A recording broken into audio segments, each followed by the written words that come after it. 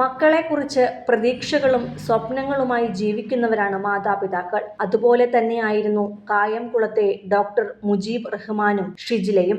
Nooranad government ആശുപത്രിയിലെ assistant സർജനായ doctor Mujeeb റഹ്മാന്റെ മകൻ അഭിയാൻ ഉപ്പയുടെ പാത പിന്തുടർന്ന് ഡോക്ടറാകാനുള്ള തയ്യാറെടുപ്പിലായിരുന്നു. അങ്ങനെയാണ് പഠനത്തിനായി കൊയിലാണ്ടിയിലെ മലബാർ മെഡിക്കൽ കോളേജിലേക്ക് എത്തിയതും. പഠനകാലം 2ാം സെമസ്റ്ററിലേക്ക് കടന്നിരിക്കവേ കൂട്ടുകാർക്കൊപ്പം പുറത്തേക്കിറങ്ങിയതായിരുന്നു കഴിഞ്ഞ ദിവസം അഭിയാൻ. എന്നാൽ പിന്നാലെ സംഭവിച്ച സ്കൂട്ടർ അപകടം ആ 21-കാരന്റെ ജീവനെടുത്തപ്പോൾ പെരുന്നാളിന് മകനെ കാത്തിരുന്ന കായംകുളത്തെ വീട്ടിൽ ഇപ്പോൾ ഉയരുന്നത് അലമുറയിട്ട കരച്ചിൽ മാത്രമാണ്. പെരുന്നാൾ കൂടുവാൻ നാളെ വീട്ടിലേക്ക് എത്തുമെന്നായിരുന്നു അഭിയാൻ പറഞ്ഞിരുന്നത്. എന്നാൽ കൂട്ടുകാർക്കൊപ്പം ഇലക്ട്രിക് സ്കൂട്ടറിൽ സഞ്ചരിക്കവേ വാഹനം വൈദ്യുതക്കാലിലിടിച്ച് കാനയിലേക്ക് മറിഞ്ഞുണ്ടായ അപകടത്തിലാണ് 1ാം വർഷ MBBS വിദ്യാർത്ഥിയായ അഭിയാനും 2 സുഹൃത്തുക്കളും മരിച്ചത്.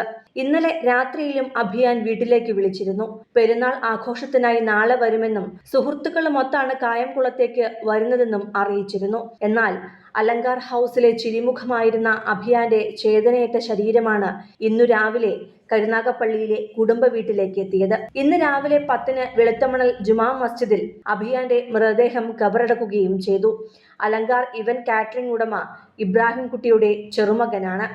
കായംകുളം ശ്രീനാരായണ സെൻട്രൽ സ്കൂളിലെ വിദ്യാർത്ഥിയായിരുന്നു അഭിയാൻ. 3 വർഷം മുമ്പ് അഭിയാന്റെ മാതൃസഹോദരൻ ഷെരീഫ് വിടവാങ്ങിയിരുന്നു. അതിന്റെ നൊമ്പരത്തിൽ നിന്ന് കുടുംബം കരകയറി വരുന്നതിനിടെയാണ് അഭിയാനും യാത്രയായത്.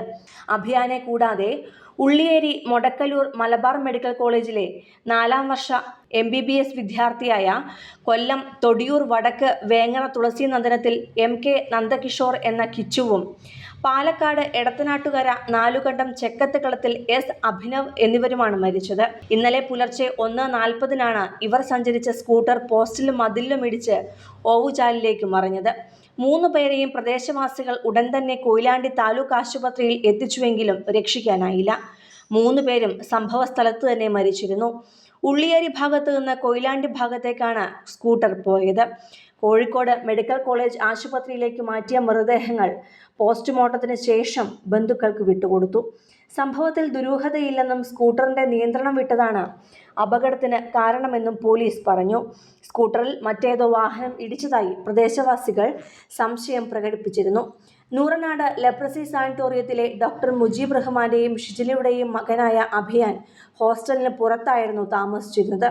പാലക്കാട് എടത്തനാട്ടുകര നാലുകണ്ടം ചെക്കത്തുകളത്തിൽ CK സുരേഷിന്റെയും Malappuram Melangadi livestock inspector രജിതയുടെയും മകനായ അഭിനവ് ഹോസ്റ്റലിലായിരുന്നു താമസം.